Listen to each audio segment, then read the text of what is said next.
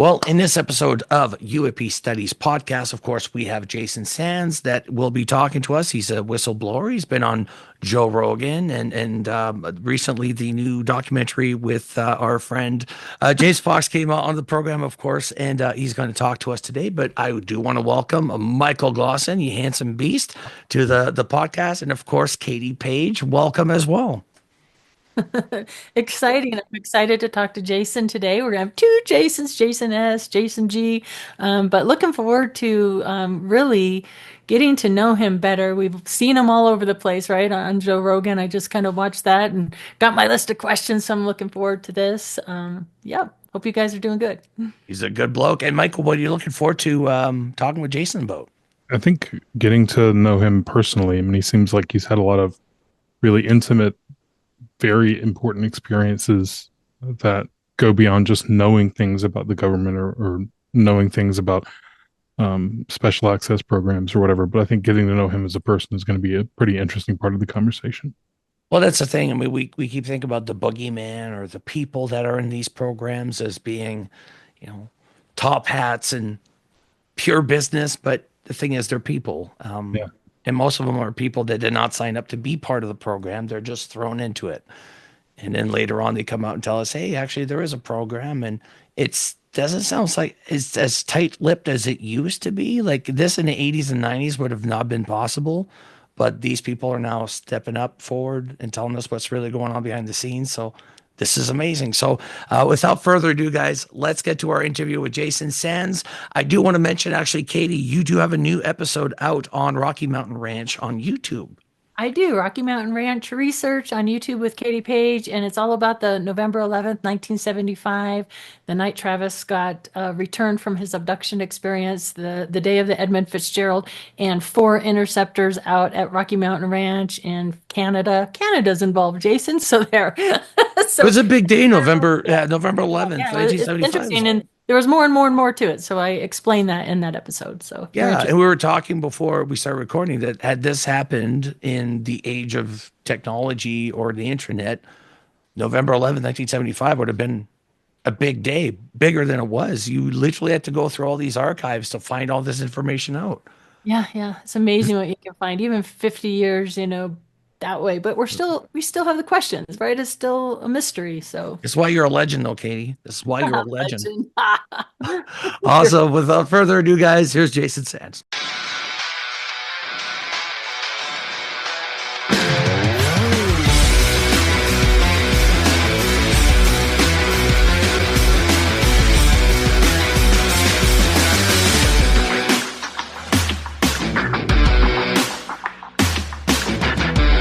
Are you paying attention? Well, here we are with Jason Sands joining us from the U.S. Actually, everybody's joining us from the U.S. I'm the only Canadian here. Katie Page and Michael Glosson, of course, is joining us. Jason has been somebody that I've been talking a little bit with quite a bit on X, and just we've been on several spaces now together. And it's always nice. Your input is always good, and you're humble. The way you approach us is humble, which is a good thing because I think that adds to your credibility. There's been so many whistleblowers as of late, as you know, of course, and it's too much. We're inundated with too much whistleblowers. It doesn't give us time to look at everybody's background to confirm who they are. And the whole bandwagon thing is very strong, especially on X. But you've been really steady with not only giving your time to smaller podcasts, smaller platforms, but the bigger ones as well, which shows your quality because most people would just go after the heavy hitters and anybody who has a following of less than 4,000 doesn't get my attention, and yet you're not like that. So on behalf of the community, thank you so much. That's a refreshing take on whistleblowers and people coming into this community. We got a plethora of questions here for you, but before we get going, Jason, you're establishing Firsthand, which is a new organization to help whistleblowers coming forward. Obviously, you have gone through the ringer with stepping forward and what the military has done to you, and you're trying to establish this for other people because you have firsthand experience in this as well. So maybe you could talk to us about this as well. Yeah. When I went through my process, it started off kind of benign, but then things got heated up recently this past year with, getting my clearance messed with after 30 years of contracting. All of a sudden now my clearance becomes a problem. So I know they're kind of after me. They've been breaking into my car, things like this. But on top of that, I'm out of the program, but I know there's friends that I have that are in the program. And we have all these whistleblowers that have come through Congress that are saying, pretty much the same thing I do. I don't even know these people, but here we have some common concerns about, what are these people doing with this technology, and things like this. So after all of that happened, I know that there's other people out there that have had similar things happen and even worse. Some of them, feeling like even physically that they are in danger. So I'm hoping that we get more whistleblowers, but the other thing is that they need to feel safe. They need a safe place, and that's what the fund is for, to help them transition out if they want to come whistleblow and they know that they have to leave their job, or if somebody does bother them and start to mess with them and they lose their job, that there's a safety net to catch them, and that's what the fund is for, so that we can kind of, for the people, by the people, kind of paid for thing, because I feel like that's the missing piece as well, is that I'm trying to give the people, like you said, I've gone to the smaller podcasts, the larger ones. It doesn't matter. I'm trying to do something different than we did last year. I feel like the people are the ones that have always sponsored the change in our nation down here in America, and I think in all the other parts of the world too. It's when the people rise up and say, yes, we want to resolve this. And that's what I'm trying to do here. And the fund is part of that, to help these folks that are in the program and may need a transition time to come out and get the help they need, because they're being exposed to poisons. They're being exposed to, burn pits that have all these poisons in there. They're also, like for myself, there were some things that did contribute to my PTSD, just because of the things that they're doing in the program. It's very surprisingly hard to deal with. So I know that some of them might need some mental help, perhaps.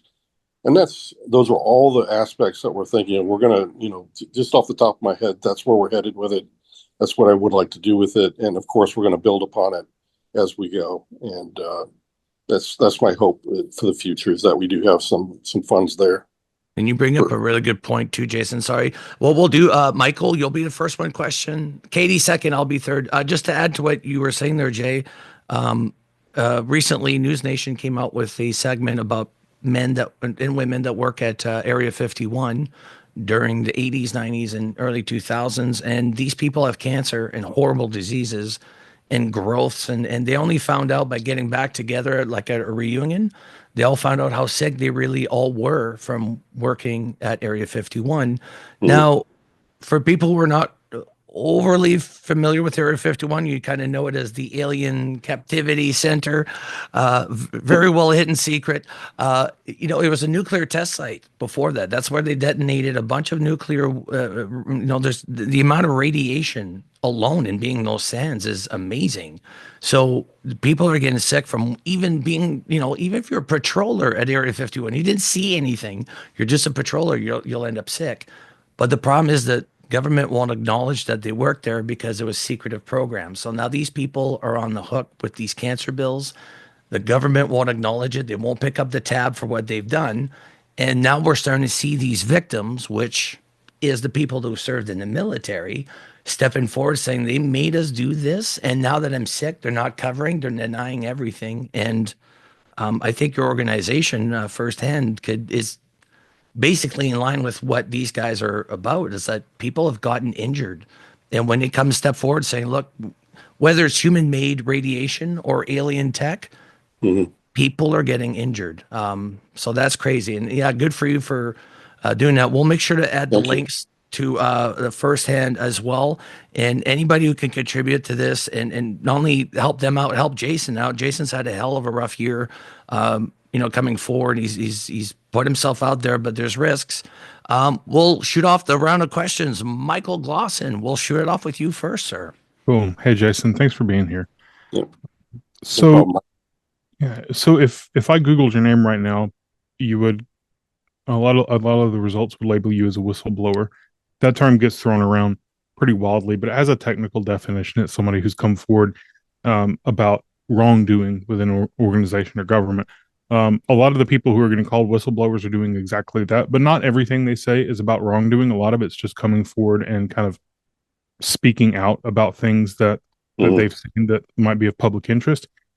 Can you kind of run through the list of the claims that you're making or the things that you're coming out and saying, and explain like which ones are kind of real whistleblowing claims about wrongdoing within the government, and which are things that you're coming out and saying, I just think this is a public interest issue and people need to know about these things? What are you actually bringing to the public's attention? Yes, you're right. If I were to tell you what sparked my desire to come forward, yeah, you have to kind of categorize that into public and actual concerns in the program. So I'm glad you mentioned that, because the program itself, there is a culture, as you know, and it's kind of a very close area anyway because of the special access program compartmentalization. You've got a culture that kind of is insular in a way where, the way they run things has been passed on through the years. And maybe some of that's to blame for some of the decision making, because it goes all the way back to, Roswell in 1940s and everything else that was going on even before that built up in the program itself. So certain decisions were made, and I know that if I were to categorize it, I'd say yes, there's been some decisions. Obviously, the story of Roswell is a good example, just to give you an idea that, this might have been the one thing where here we are trying to present humanity to the NHI or the non-human intelligences out there who happen to have been, I guess what they felt were shot down by a radar system that caused their navigation system on board to short out. And then actually another one, UFO comes along, and they also end up crashing in the Roswell incident. So if that all happened and we responded by just taking all the equipment, taking all the bodies, and then doing everything we wanted to, and then perhaps later on they were visited by these same people that were looking for their, friends and comrades, their researchers. Just imagine what it was like. They might have been harmlessly here just to observe, research, whatever. But here they find out that their friends have been cut up into pieces, and that the government at the time thinks they're communist, mutants, and all these other crazy things that they said. It just boggles the mind that here we go blowing like one of the biggest revelations of mankind, that we're not alone. And then they just quickly hide it under the guise of a threat, that it's a Soviet threat, is kind of what happened way back when. So you can imagine the myriad of bad decisions that might have happened after that. And that's kind of what I think happened.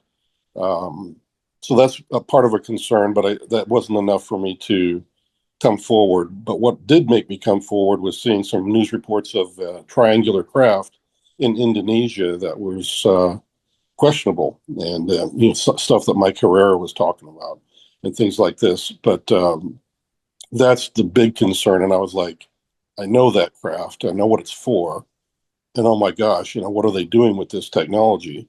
And that's what kind of made me come forward. So yes, those are two big categories, because the first one was Roswell. I was not even born when that happened, and I kind of think that that's where the things started to become a problem. And then this later on, seeing the technology being used on a platform for, some kind of trafficking, is what it looked like. And then later on to find out from Jake Barber that perhaps what's really going on is that they're, taking families that are already in a bad way, homeless perhaps, and they take the entire family. And what his thing, or Jake was saying, is that perhaps what they're doing is they're actually giving them a better life inside the program to be janitors, maids, whatever they need. And then they have a better life, but they have to keep their mouth shut.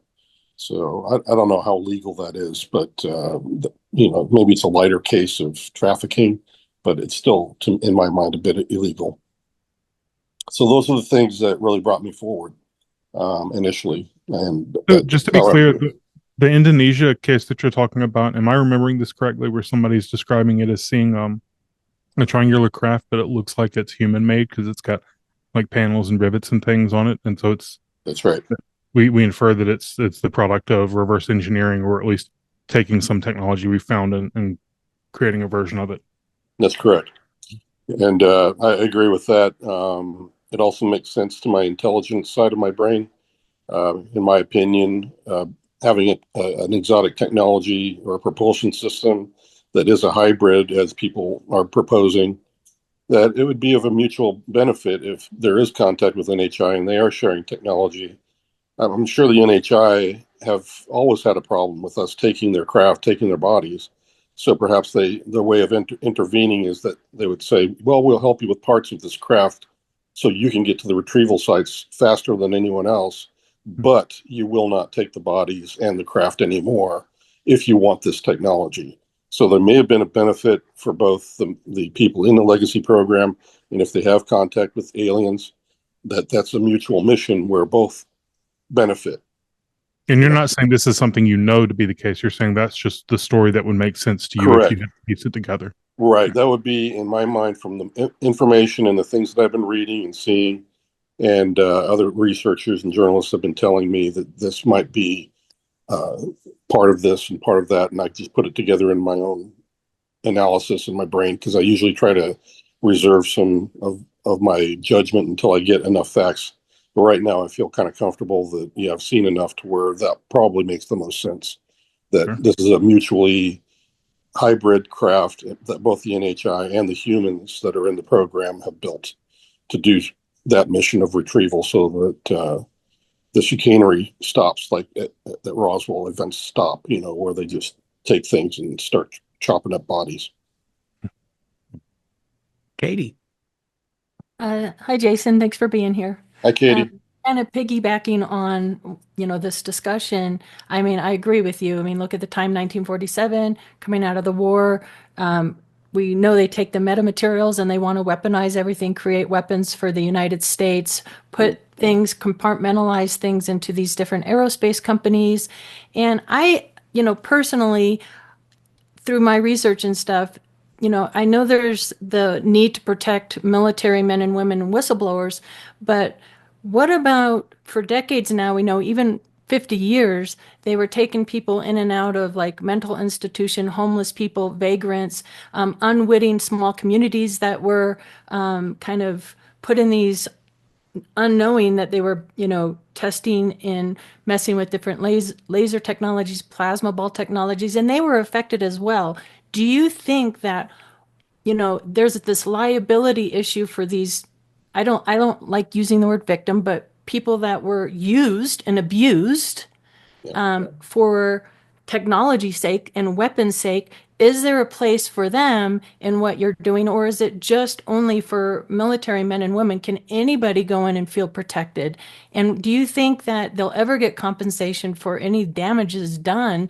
But people living lifetimes of PTSD and it's affected their whole lives. And, is that part of what the cover-up is? Yes, I agree that it does drive some of the cover up. You're right, but to answer your question about other people other than military, yes, I am part of what is called targeting groups or targeted peoples groups, where, be it alien or CIA, DIA, FBI, local law enforcement, harassed and otherwise told that they're not worthy of coming forward, or scare tactics are being used. Yes, I'm very involved in that, and there are some people I can tell you right now that I know that are working on some legal class action suits, because we do push that if you want that to happen and you want to get a class action suit together for folks out, whether military or otherwise, and you're being targeted and you have evidence, because this is the one thing I think everybody needs to realize, Katie, is just the fact that I believe that there are medical records of people with implants. There are medical records of people, and women mainly, that have a lot of strange things happen, like missing pregnancies. 1 week they're pregnant, the next week there's nothing. All these kind of strange things are evidence that can be brought forward in a court of law as to, well, what exactly happened here, and some of them can remember being abducted, or some of them remember being harassed. And that's another thing that I want to do with the fund as well, because it's not just about the military. And I guess in a way, I could be categorized, and David Grush and several others could be categorized as targeted because we've been harassed, and it's not fun. So yes, I agree with you that's something that the fund is also there for, because there's very little, to answer your other part of your question. The government, um, since they're on the fence right now about helping, I mean, I had to pay for my own way to come testify. It's that bad. They don't want to seem like there's any impropriety. So they're like, well, you're a whistleblower. We don't know whether to believe you or if you're lying. So we just don't feel comfortable paying for your way here, but can you come out and testify? And that's kind of how it goes for everybody. So you're not really being paid anything to come forward at all. And I think that's a bit of a travesty as well. So those are all concerns, but you bring up some very good points. Thank you. I'm glad that you're including them. And do you think that there'll be a day where we can FOIA aerospace companies? As a follow-up question. Sorry, Jason. Yes, I do believe so. Yeah, I'm sorry I Okay. didn't touch on that. But Awesome. yeah, there's a lot of documents that I believe might be coming out and being accessible, as the committee that Representative Luna is going out to do. Some very good things on, the RFK assassination, UAPs, everything. So that's going to mean that we'll probably have a greater FOIA era coming our way, and we'll actually have a lot more stuff to deal with, because I know that once she gets into the Department of Defense records, I know exactly that she will find things, and then it'll be up to her and her team whether it's actually something that can be declassified or not. And I think we're going to see a lot of new decisions being made, rather than the culture that I mentioned earlier, that people are just in a culture of we just don't declassify anything, which is kind of where we're at right now. Jason, do you think the human trafficking issue involves this UAP situation as well? And I'm not just talking kids or women, but I'm just talking about human trafficking. People go missing all the time. Yes. And to me, I find it very suspicious that it's always in locations where black triangles are normally visited or seen, spotted. People go missing out of nowhere that shouldn't be gone missing. They are experienced hunters. They know the woods better than they know their spouses. And there's no reason for them just to disappear out of thin air. Right. But especially around these militarized zones. And I'm suspicious that human trafficking between us and them has been going on. Obviously, we would give them some bodies in return for their cooperance, or cooperation. But we don't know what they're using these people for, and that's a part that I'm scared of. And I'm not saying, please say yes or no, but are you? Can we speculate that this is something that has been happening for quite some time? I would say yes, according to some of the people I've talked to, that yes, there seems to be an abduction theme that's been running for quite a long time. We're talking decades, if not over Right. 50 years or more. I don't know when the decision was made to do these sorts of things inside the program or inside the NHI spaces, and what they are trying to do with all of this. But it could be, yeah, that people are being taken, like you say, and yeah, that's a concern, a big concern. They never, I mean, who on earth would think of a decision where you have all this great technology and think that abduction without any consent is a good thing to do?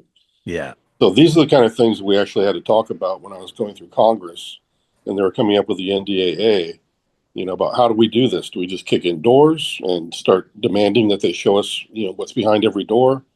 And or do we give them a way forward that's kind of discreet, not public, so that they feel a little bit more comfortable about telling about some of the touchy things like abductions, and then we can parse that out. And how do we do that? Because there's some people, I would say, 90% of the people I knew were just, doing their job. They thought they were patriots, Yeah. and then we have to kind of find and out of all it, weed out all the ones that made the bad decisions.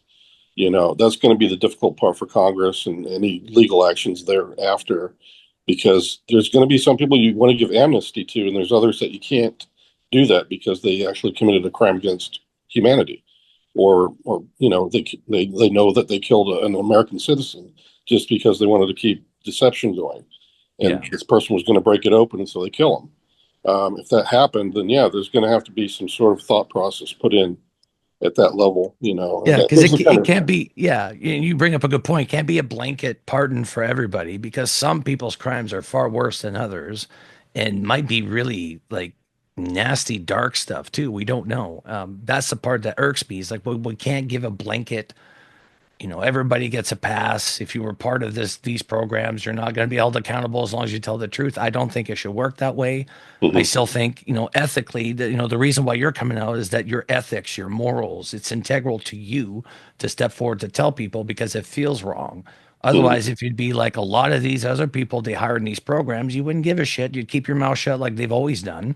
yes, And the reason why I was talking about the basically the human trafficking with this. Now it's either they come back or they don't. Sometimes they don't come back, but mhm, there's a lot of abductees that claim, including Whitley Strieber, that during their procedures there was military men in the background just observing this, which to me would indicate that there's an okay from our side somewhere mhm. to have these happen. But psychologically, that's got to mess somebody up. I've never been in a service. I don't know how your training is. And you were deep in there, obviously, with Area 51. But psychologically, that has got to mess you up if you're there to witness Exactly. something like that.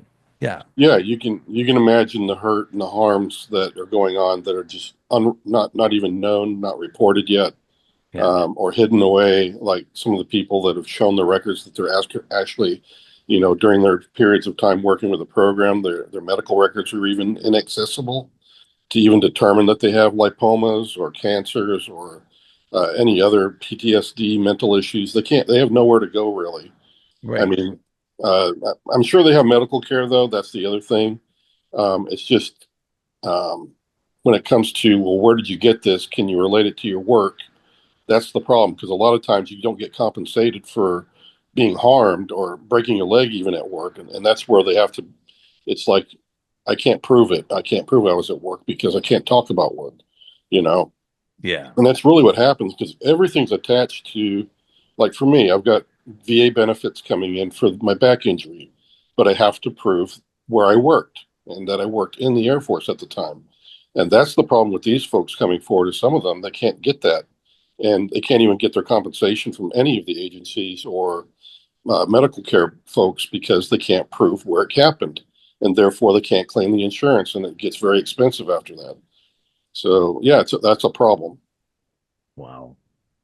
So if you get injured, let's say by a crash retrieval, which we've had some people come up forward recently saying they got ill from these crash retrievals. So people like that could never declare, they could never even go to a general practitioner because they would be advised. Like there's that gentleman from the Rendlesham Forest. He has to go to Wright-Patterson Air Force for anything heart related because it affected his heart when he was near that craft.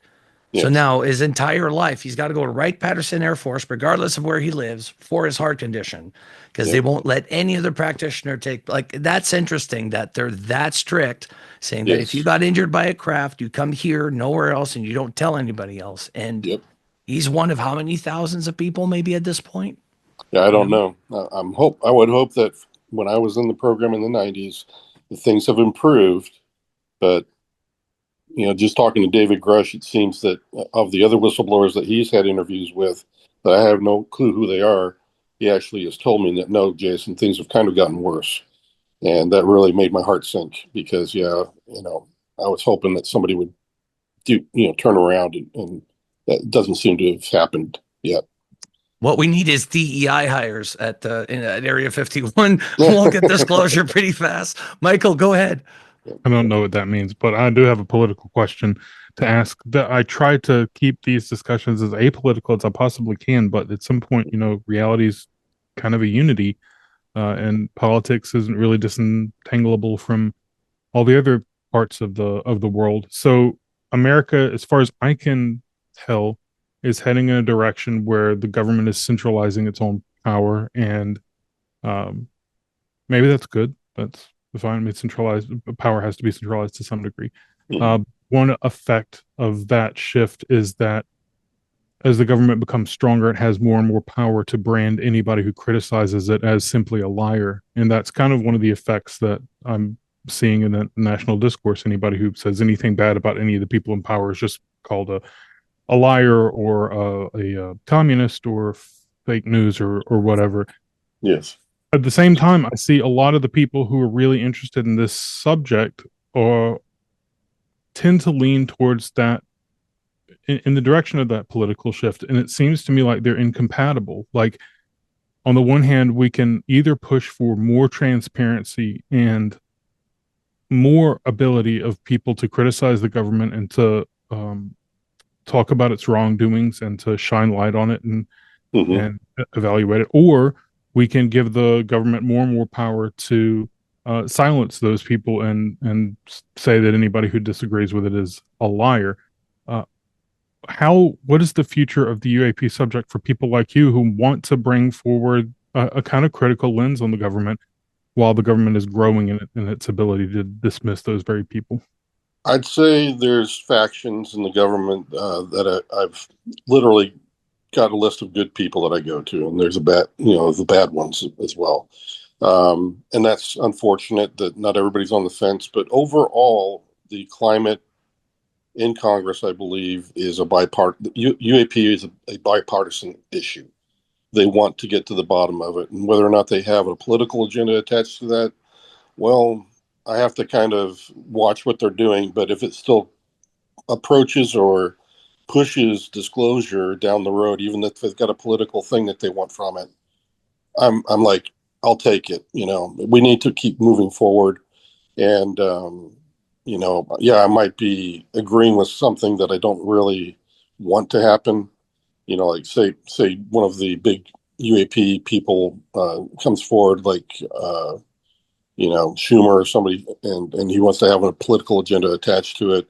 And yeah, we've got to kind of think about and balance out all of those things. What I really would like to see ultimately is what you're talking about: accountability and transparency, especially when it comes to this issue with UAP. Not only that, but the rest of the bureaucracy and where on earth did all these billions of dollars end up?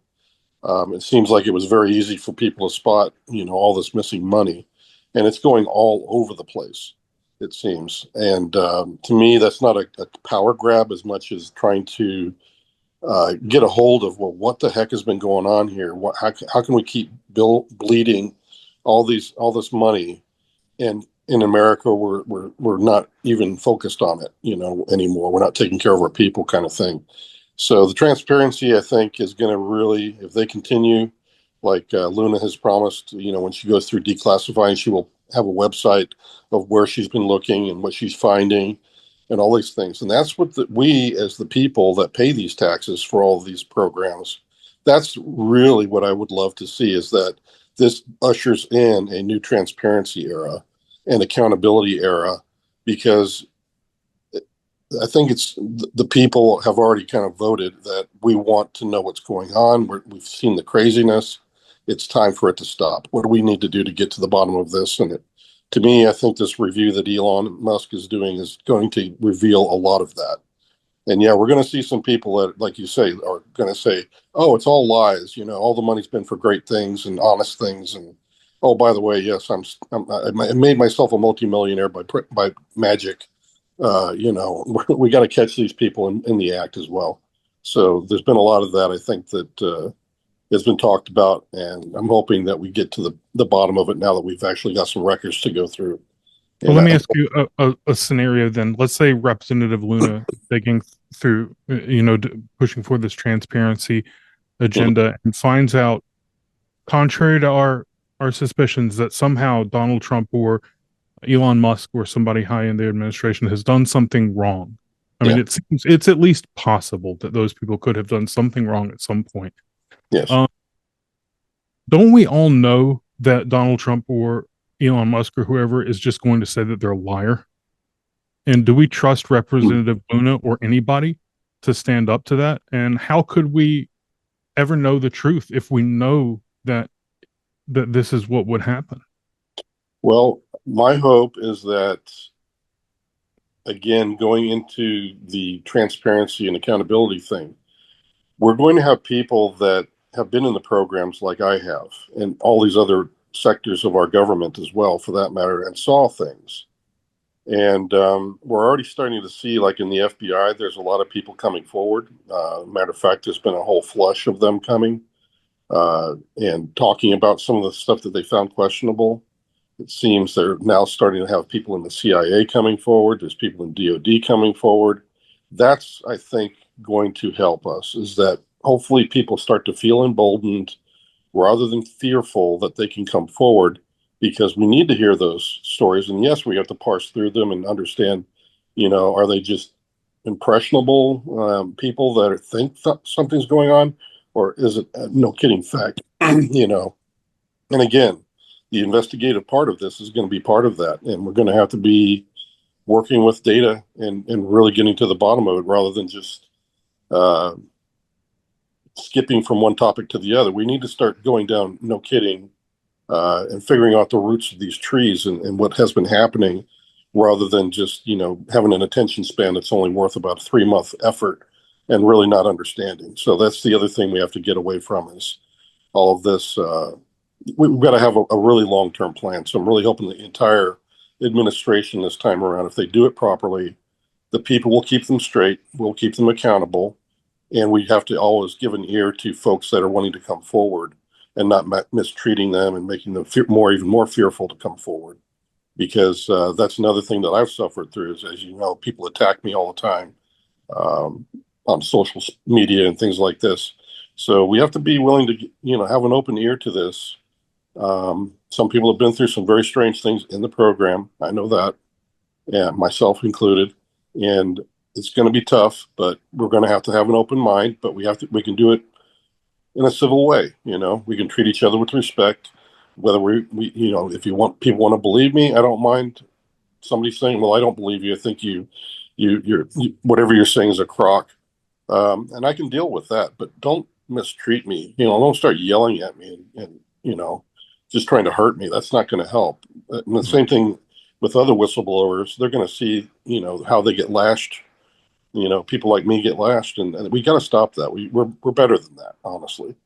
I agree. I think the unkindness is ramping up to a degree that is really. So it's a complex problem, is what I would say, Michael. It's a very complex problem. Thank you. Mm-hmm. So that's a good lead into my next question.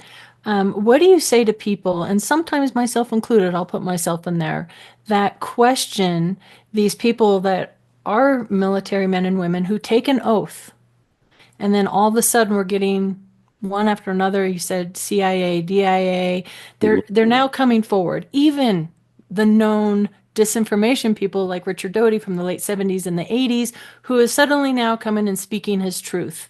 Mm-hmm. How do we, as just your average citizen, maneuver that? And I question, why now? Why now? Why? Well, you're right. I think what you just said is the perfect way to do it. Question it.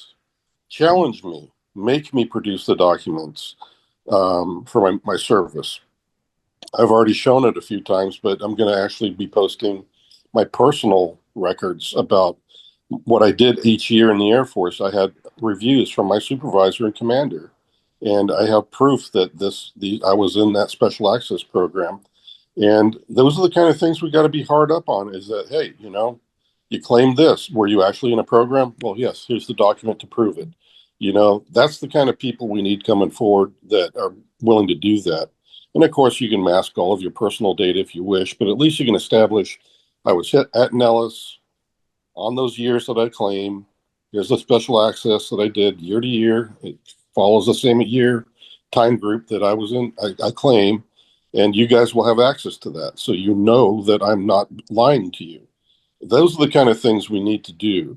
And then when we have a whistleblower that, is very shy, I also know how to get them through the process. And David Grush knows how, the Soul Foundation knows all of us know how to get people into do the testimony safely and anonymously if that's what they wish. So there's really no reason why somebody should be fearful right now. But I think we're still transitioning, and some people are unsure that this is really a better place for us to come forward, and all of those are going to be factors. So, Katie. Yeah, you've been very brave in speaking out, and that takes courage for everybody to speak their truth. It's hard Yeah. to do, especially when things are so toxic. Yeah. Thanks. Yeah. That's a tough gig. It takes some kahunas. You know what I mean? Yeah. I did. Honestly, when I made the decision, I felt as though it was the same decision that, if I was to deploy and have to give my life, am I willing to do that? That's kind of what it felt like to me, because I was like, this is going to change my life once I go on this path. Yeah. You're right. So, yeah, you're right. It is a difficult decision. I think your life was changed already from the start. Being part of the program, your life was already changed. It's just, it changed more coming forward about it. But again, we're only here for such a short time, and it almost seems like a crime to know something about reality, not letting your loved ones know about this. And this is what I think about you guys the most is, you're in the service, you're sworn to secrecy in these programs, and you go home on the weekends and you can't tell anybody anything. You watch them live in this weird make-believe world that we're all contributing to this illusion of, and it's not part of reality. And that's the part that I just think would break me over time. With your time in this program, of everything that you've heard, seen, and experienced, is there one that you can talk about that either scared the living daylights out of you or gives you the EBGBs? Well, I'd say it was the desert encounter. I've had other ones that were really bad, but as you know, some of those are kind of controversial. It's not quite something that the public's ready to digest. But the one that I think is digestible is my desert encounter. And yes, that was very scary when I stepped out of the vehicle and I was confronted, no more than 2-3 feet away from me, somebody I thought was from another planet. And there's nothing like that at all. It's just as scary as meeting a 13-foot grizzly bear getting ready to take you out, kind of a feeling. You just feel like you're in a life or death kind of mode. And yeah, that was very, very harrowing for me. Like fight or flight. Is that kind of what you felt at that point? Yeah, it was like being confronted with a snake that was just about to bite you. I was this guy's could zap me out of existence kind of feeling. Was this the person with like no ears or whatever? Is this the person with no ears that you Yes. out in the desert who's like running? Can you just briefly tell that story for people who haven't heard it? Sure. We were just we'd gone from the hotel in a convoy in Beatty, Nevada, and we started to drive up to the range. We went through the gate, and it was a normal day, but the week before, there had actually been a UFO sighting and videotaped. So we went into the place where the people videotape, and they showed us the movie from the previous week. And then just a mile down the road, when we finished reviewing the videotape and started convoying again, the pilot of the craft of that UFO was still on the range, and he hailed us to tell us that he had to repair his craft. But at first, the way it happened to me, though, is he looked like, it was a very cold day. And as we drove out, I was in the lead vehicle with 3 other people in the car. And it just seemed like he was in trouble, trying to wave us down, was running towards the convoy. And as we got closer, the guy in the front seat yelled that he had no ears. And I just thought he was being crazy. And as I was stepping out, because I noticed that the guy's skin color was bluish, and I thought he was dying of hypothermia. So I was trying to rush out to give him some aid. And I closed the door, and sure enough, he had no ears, had really large eyes. And I was like, oh my gosh, But then he started talking to me, and it's not just verbal in a language that I didn't understand, but I got a telepathic understanding of everything he said. So he had some sort of a connection with telepathy with me. But he also had an audible, he would speak the words, and I don't know whether that was out of kindness he did that, for my benefit or something, or not. But anyway, it felt very natural to me, the way he spoke to me. But then he started talking to me about, yes, I've been stuck here. I've got my craft that needs to be repaired. Do you have tantalum? And I'm like, is that like titanium? He's like, no. And so I started, asking, well, why don't you go over there to Dreamland, and they've got some stuff. They got exotic materials, and that's when this wave of emotion of disgust hit me. And he's like, I wouldn't ask those barbarians and murderers for anything anymore. And so it's obvious he knew who they were, and he had a bad taste in his mouth about something they had done to him. So that was kind of, well, and then I suggested that, since I was going to college, I knew that one of my professors was a geologist, and that maybe he knew a metallurgist that knew what this tantalum material was, and he thought that was a good idea. I don't know what he thought about it, but that ended the conversation. He didn't even say goodbye. Walks back to his craft, gets in it, flies off, and then I noticed that all the people in the convoy are like zonked out, and like they were mindless zombies at that point. And when he was up and over the roadway and started to take off, everybody came back to normal, and we just kind of got on with our day.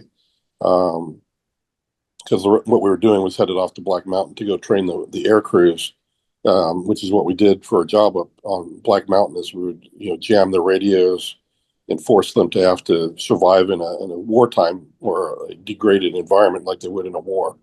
And that's what we were doing, is training the pilots to use their equipment properly and make sure that they could get bombs on target, even if they had no radio contact with each other and things like this. So that's how it ended. And then I have some missing time during lunchtime later on that day. And I only have like flashes of memory, like a star map, seeing the schoolhouse at the top of Black Mountain that we worked out of from about 150 feet above the ground. For some reason, I see the rooftop in my head. And so there's all these little flashes that I'm like, well, I must have done something. And on top of that, I went out, the day was already very cold, and I had a very strong compunction to go eat my lunch outside. And I thought that was kind of crazy. And even now I think that's crazy, but now I've had the missing time. Maybe he was kind of urging me telepathically to go out. And I did. And I had went out with my lunch, and I came back without it. I have no idea if I ate it or not, because of the way that it all went down. I've got to get my charger. Hang on a minute. Yeah, no worries. You can Jason. keep talking to me. I was going to ask you in follow up to Michael's question there, but we know that obviously Area 51, they're working on their own things with Bob Lazar's story, that they've been at it for quite some time. Right. But out of some of these crafts that are hanging out around there, what would you say percentage wise are ours, and what percentage wise are theirs? That's a good question, because this year I'm starting to get more information that there's a greater degree of ours being seen now. I'm being told, that we do produce hybrid machines, or I don't know how to call it. I guess more exotic materials are being used in these new platforms. And that's kind of how I would characterize it. But before that, I would say that the percentage of our own craft was very low, because you're talking about highly expensive materials being used. You can't just, fund that sort of a thing easily. So that's the way I felt before this year. But now I'm starting to hear from other people that might not be the case, and that we've actually been manufacturing these things, and there's a lot more than we thought. That's a possibility. Although I find that a bit hard to digest, if I know that,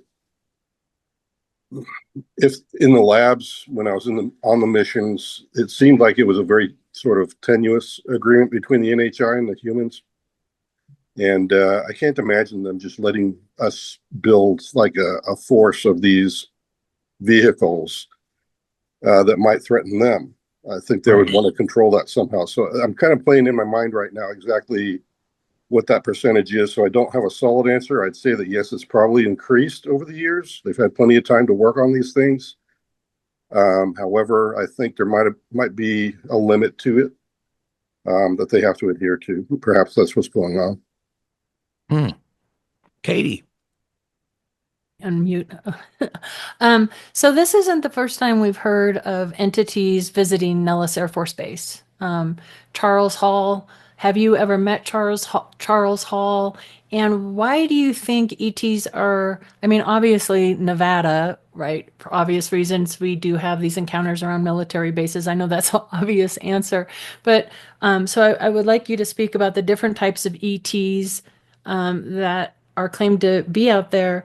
But I also have a follow-up question that you can piggyback on that. Do you think they're coming from out here? You mentioned a star map, or do you believe they are also underground, under our feet, or in our oceans? I'm of the mind that this has been going on for millennia, and that yes, all those are correct. That they do have some underground places. That's always been in our histories, like the ant people that helped the Anasazi, and these other during these cataclysmic days back in our past. And then to think that they wouldn't continue doing those sorts of things is a bit naive, I think, for people if they do study that and take it seriously. I look at those accounts as based in truth, maybe some embellishment, but mainly truth. So there was some race that did help at certain times, and multiple races for that matter, because it seems to have been something that happened worldwide during the Great Flood and everything else that we've known about. So I think in today's world, that's kind of what we're doing, and it seems as if there's been a hands-off policy also by the aliens, I would think, or the others. What are you going to call them? Fallen angels, or the Watchers? I think is the other thing that they call them. That have been here since the beginning. That they're all there. They're all still here. They're all monitoring us, but I do agree with Dr. Greer that, yeah, I think for the most part they're good. There's some sort of a force of good. I think that, yes, there is some nefariousness going on, some maybe even evil and things people would think were demonic sort of things. However, those ones don't seem to be the upper hand. It seems like there's some sort of policing force that's invisible, like an invisible hand, which is what I call it. Just that there's something else that's diverting all of the bad intent, even from us and these others that might have ill intent. So I believe there's a protective force for mankind, and I will hold to that. And that's where I agree with Dr. Greer, is that, yeah, for that matter, you can kind of categorize most of the interaction as good, and that they're here to benefit us, or at least allow us to make our way forward as a human race, as we're trying to learn how to become a global or a worldwide sort of peaceful nation, that where everybody can walk the earth and not worry about war and being nuked. That everybody's that is homeless or don't have food, that we've figured that out as well. I think these are all things that if I were outside looking into another planet of people such as ourselves, those are the things I would be looking for, that would show me that we're not a selfish race. We know how to take care of ourselves. We know how to take care of the problems here on the earth, and that we share the resources. And I think that just shows everybody, it's kind of like just being a responsible adult, mainly. I think that's really what happens with folks. And so that's kind of how I would answer you on those counts about the NHI and what they want. But to get to your question also about which ones I actually know about from mission work, I can tell you it was only 3 that were mentioned: the tall whites, the grays, and then a very small mention for the reptilians. But the tall whites were definitely involved in the labs, the grays also, and they were helping with certain technologies, but they were not building weapon systems. They refused to do that. It was always very managed, and both of those races refused to be in the lab with the humans themselves. The humans were allowed to come in to just do the test, and that was that. Okay, so maybe they can't come and just help us because there's rules or whatever, because we're like, help us. But maybe they're working through people like you, speaking up. Maybe they can do that and give you the downloads and you go do the work. So good job. Exactly. Yeah. And I think that's what's going on with a lot of the people that do get downloads. And I think that the guy I know that is in contact with Charles Hall, he's with like that as well. He's had downloads and been helped along. He's a very smart person, and he's been he's a very good man, but he's also a very smart person. And he also claims that he has some downloads, though. You're right. And they all seem to be beneficial, things that are helpful. So I know that the things that he's been exposed to, at least in my mind, and the kinds of patents that he's been able to make from all of the things that he's been shown in the downloads are beneficial. They're not things that can be weaponized. They're actually beneficial. And that's my hope, is that we find some common ground with the program folks that, why don't you start using some of this for medical? Why don't you start using some of this for free energy? And helping rather than weaponizing everything all the time. I really don't like that military heavy-handed sort of interface. And why is the military the only face that these aliens are allowed to interface with? I mean, those are all questions that are, I think, valid, and that we need an answer from our government on. Why didn't you tell us that we're not alone? That's a big question they should be asking, or we should be asking our government. Yeah, and it's unique because I think our philosophy as a species and their philosophies as a species completely different. We'll create technology out of necessity of survival and war. All our greatest inventions were inventions of war originally, Yeah. and now we have them in our homes. But if you were to be an innovative species that is out of love, then your technology is coming from a loving purpose. It's not meant to destroy. It's meant to create, to enhance. That would be a completely different way of shaping your future as a species to approach it. You and I were talking on X, and I asked you once, when you had that communication telepathically with it now, with this entity, it's easy to say, look, I could hear what he said, but you felt what he felt. Mhm. You understood what he meant to tell you. And if I could relay that to you, to Michael, and to Katie, how I feel about you guys, we'd have a completely different conversation. I wouldn't need to say half the things I say. You guys Yes. would already know. That, I think, is the point of singularity of humanity, is our consciousness reaching and realizing we're all the same consciousness, just in different pods. And if we would just get to that point, we could move on. But again, like you mentioned, Mhm. threat narrative is always there. Oh, there's NHI. Let's wave them down, talk to them. How can we create weapons off your technology so I could kill other people of my species with it? Could you help me out with that? Like, how stupid do we come across Yeah. to these entities? I guess this leads me to my question, but what do you think their opinion of us is? Like, are we toddlers with shotguns at this point? They see in us the same thing they see in themselves. Is the way I felt. Going back to what you were saying about the mind meld, sort of with telepathy, there is a distinct residue of memory that when I was sharing telepathy with this individual, I actually felt who he was a lot. It's kind of like, you and I actually sharing our mind. There's a part of you now in my mind, and I have part of your memory, and the same thing's going to happen to you. That's kind of what happened. There was an actual, we were Contamination. right. And Yeah. imagine, I honestly think there is a manifestation of uh, that might have occurred in his people because of their telepathic, they're all on the same sheet of music. In other words, if we ever got to that point where, you and I, and Katie and Michael, we all agree that we're going to help the homeless, and that is a noble cause, and we can share that on a level where, your ideal of how that looks and my ideal is exactly the same, and we can work on that. And it's actually so ingrained not only in our heart, that it's also in our mind, and it's in everything we do. And when we step out to help the homeless, we're all in concert. So there's a power to that, as as well as just a togetherness. Because as you know, whenever the people unite, that's when big things happen. Because we're all of one mind, we're all of one thing that we want. Like when we were fighting for freedom here in our country, that was something that all of us were, and look what we did.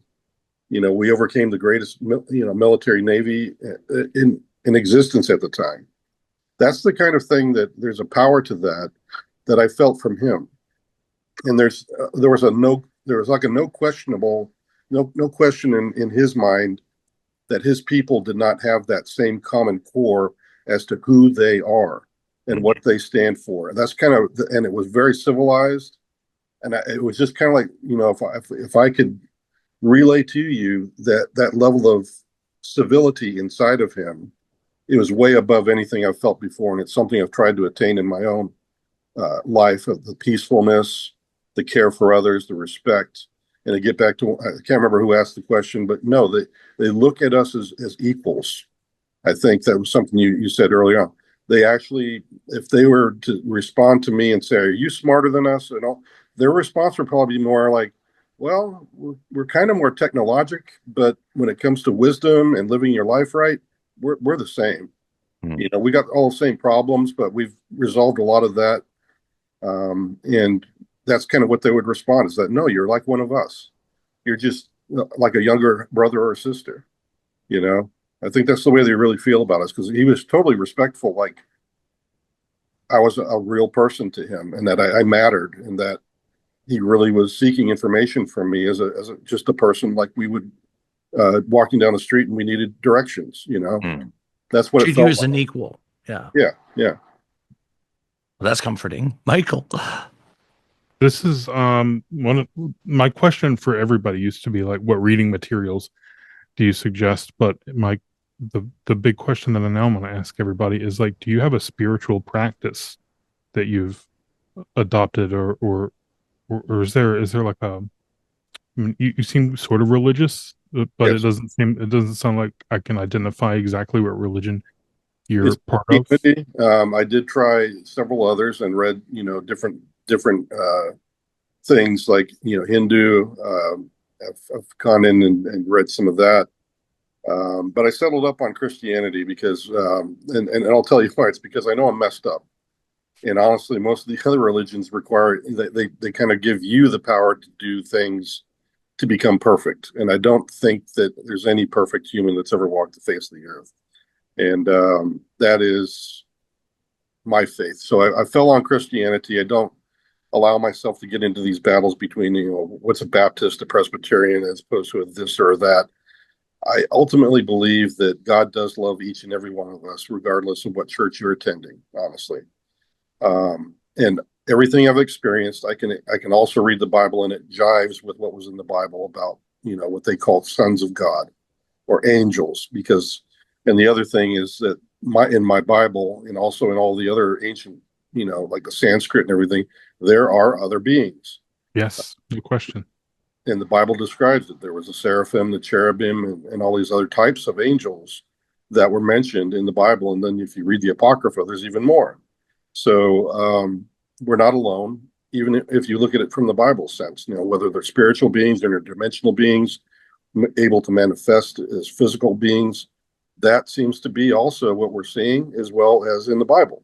It describes all those same instances of things, some of these beings appearing in clouds, taking even Jesus Christ up in a cloud when he passed away and was done and came back to speak to his disciples. All of those are the things that really we're seeing, honestly. And so I'm perfect. I'm faithful, and I'm Christian, and I don't see a problem with it.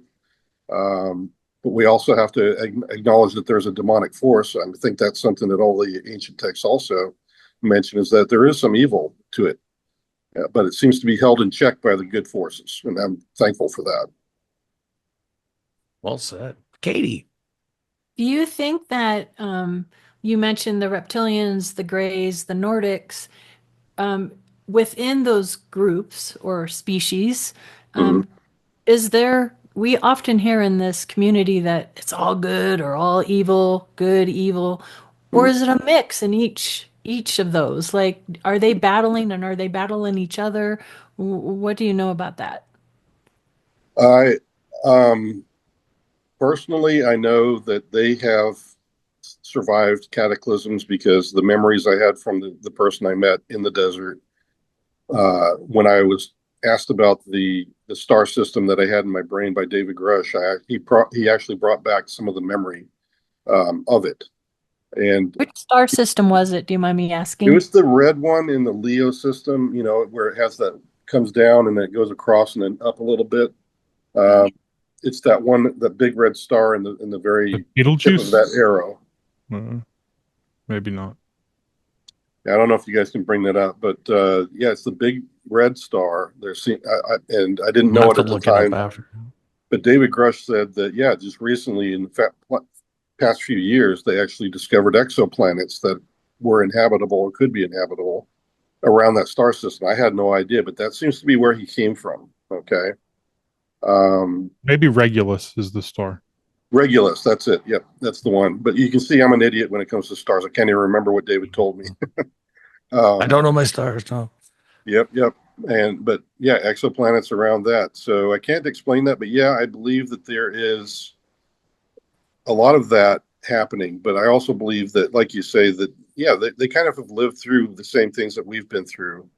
They probably had their own wars in their past that they could probably tell you in their ancient history that yes, that's the fact. And you're hearing about that also from other people that do get abducted and they are communicated with. And they relay that, yes, these beings told me about a great war, between factions. And that there's some of them that are interdimensional and or on a higher plane or frequency, whatever you want to call that. And I can accept all of that. I've seen enough strange stuff to keep an open mind is what I'm getting at. And I think that's one thing that the experience does for you. And that's why I wish everybody could have a face-to-face. I mean, honestly, because it'll settle it for you in an instant, that we definitely are not alone. So And you think they care about us then? I definitely get that feeling, honestly. They're most definitely on our side. Everything I've experienced, like you were talking about the Nordics that I've seen, that was outside of my military. These were the ones that appeared to me and my mother all through my childhood. But they were platinum haired, blue eyed, about 5 foot tall, always wearing silky gray suits with a sash around the waist. And they showed up only at times when my family really needed them. I needed them or my family needed them. Time They of were distress, literally, Katie. Time of distress. We talked about that. Yeah. yep. And so my personal experience and even my family's experience is one of protection from them. Now, those beings I've never heard them spoken of in the program. And I think that they find themselves perhaps, that being part of the program is something that most of them don't think is correct. I don't think so. In other words, there's probably some that think giving technology or even helping with small things with technology is bad for us. That I think overall the theme that I felt that they were sending is that, just out of my faith as well, is that we need to concentrate on ourselves and our spiritual maturity and our moral maturity more than we need another form of cell phone. That's really what I think they desire for us. And I think even we desire that for ourselves, because we know that we have been ignoring our spiritual growth in the pursuit of many material things that are kind of things that when we die, we're not going to care about. We're going to care more about our families and our memories with our families and our friends. And that's what I think they think also. Because their technology seems to be linked into their consciousness. Like the crafts are linked into the consciousness. And you brought up that in your time of distress, that's when they tend to help you out the most. And we've been talking about that on the podcast with these abductees. And whenever they're stressed out, they get more visitations or you get more experiences. Mm-hmm. That's same for me when I mentioned the last episode. So Mm-hmm. growing up poor and at the worst stages of my upbringing, that's when sightings would happen. And Sure. that's very interesting because again, it goes to go like, we think we're alone our entire life. So like I'm struggling by myself and I struggle with mental illness, which I do. But I'm all alone. And it's not the case at all. If we could just see what's around us and what's working in the background, we realize we're not that alone at all. And Yeah. yeah, there's a whole mystery to the death, UAP and everything. It's all linked in. I'm pretty Mm-hmm. sure of it at this point, but it's so far out there. Jason, we could talk to you until the cows come home. But that leads me to my last question. Sure. Cattle mutilations, are they related to experiments of the government with these NHIs? That is one area where I would always default to Miss Moulton Howe, because I haven't studied the phenomenon. I actually had a discussion with my daughter and her fiance over this past week while I was visiting them, and I really didn't have a good answer other than the fact that there are aspects of it that I will share with you as I did with them, just to kind of give you an idea why I'm kind of confounded by this phenomenon. Uh, First of all, what on earth would those body parts do for, say, an alien race? It always seems to be the same thing. The cheek is taken out, the eyes are taken out, the sexual organs are taken out, and the blood's gone. So then you hear another part of the experience or the phenomenon is that there's these black helicopters that show up, either dumping the cows or showing up after a ball of light has taken the cows, and it's unmarked. So there's some, to me, that stinks of, governmental intervention, or that they're observing this whole thing. And why on earth would they participate in it also? And are they capable of leaving behind those sorts of, I guess, laser and cauterized wounds that they find on these mutilated bodies of cows? So adding all that up, and you try to come up with a consensus on exactly what is going on with this, all I can say is somehow, some way, cow's blood and those organs are somehow important to both the NHI and our government. And I don't know why. What do those particular parts of those bodies do for them? I don't know. Kind of like the Jack the Ripper of the galaxy, Yeah. Why are you taking those specific organs? Why? Yeah, why on earth would you need the private parts of a cow, Mr. Alien? Why? Why are you doing this? And likewise, if it's the CIA flying the helicopters, or a private owner, or a cult even doing this, maybe. Actually, the cult theory to me sounds more plausible than anything else I could think of, to tell you the truth, and that somehow the NHI are involved in that also. But then you have all these ancient texts also talking about this. This is where my mind goes sometimes. But you talk about Aztecs. There's a lot of blood. You talk about, even in the Christian Bible, it's about blood, Christ's blood, and atonement for sins. Blood was always, blood everywhere. And here we're seeing the same thing in cows. And I'm just wondering, is that a part of this? What, in the Bible, it claims that life is in the blood. And I wonder if that is exactly true, that part of our soul is actually fused to our blood. I don't know. Many of these mutilated animals don't have any blood. And I've heard, and maybe you could speak to this a little bit. I've heard that some of the ET species absorb nutrients through their skin, and that there's a copper in the blood, and specifically cows, and to a lesser degree elk, where they take these specific organs and they absorb the nutrients or the copper that's found in the blood into their skin. Do you know, or have you heard any rumors on how some of these extraterrestrials nourish their bodies? Yes, I've heard and read of certain species that do have some interest in copper, gold, silver, sometimes, all these things, mercury. And some of it is involved in both technologies, and to a certain extent, even the Anunnaki, they wanted gold because they used it to help their planet survive. They needed it to, I think, fix their atmosphere, is what they claimed. So yes, there seems to be heavy metals or precious metals that are part of our blood that may be of value to them, because we've just begun scratching the surface of spiritual things. There may be reason to believe that perhaps the copper is a way that our soul is grounded to our physical body. And that might be of interest, and maybe that's what helps them to do. It's a grounder. It is, honestly. It grounds us to the earth, doesn't it? Yeah.